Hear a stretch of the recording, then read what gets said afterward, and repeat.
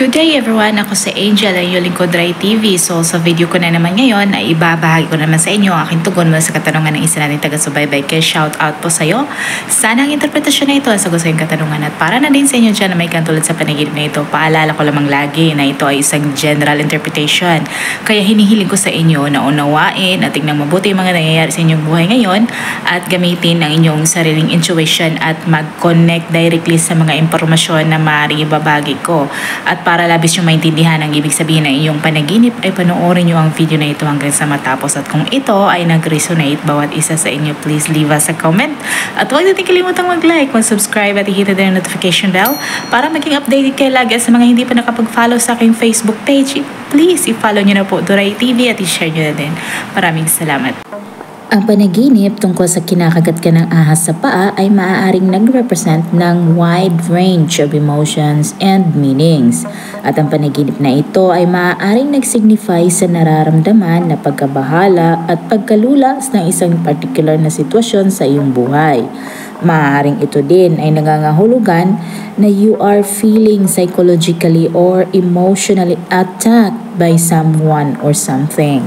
At ang pagkagat ng ahas sa iyong paa could symbolize sa nararamdaman na pagiging powerless at vulnerable. Ang panaginip ay isa ding warning sign. Ang ahas ay maaaring nag-represent ng sitwasyon sa iyong buhay that is toxic or hindi healthy. At ito din ay indikasyon na kailangan mong magiging more aware sa mga choices na iyong gagawin or pipiliin at sa mga tao na nakasasalamuha mo. Ito din ay isang sign na kailangan mong ingatan ang iyong sarili or protektahan mula sa mga potensyal na kapahamakan. Ang lokasyon ng kagat ng ahas sa iyong paa ay nag-provide ng further insight. Kaya kapag ang kagat ay sa iyong parting heel, ito ay maaaring nag-symbolize sa nararamdaman of being held back mula sa pag-abot sa mga importanteng bagay. At kung ang kagat naman ay sa iyong daliri or toes, ito ay maaaring nag-represent sa hindi mo magawang mag-move forward sa buhay or feeling stuck. Ang panaginip ay nag-symbolize din sa takot na pagtaksilan.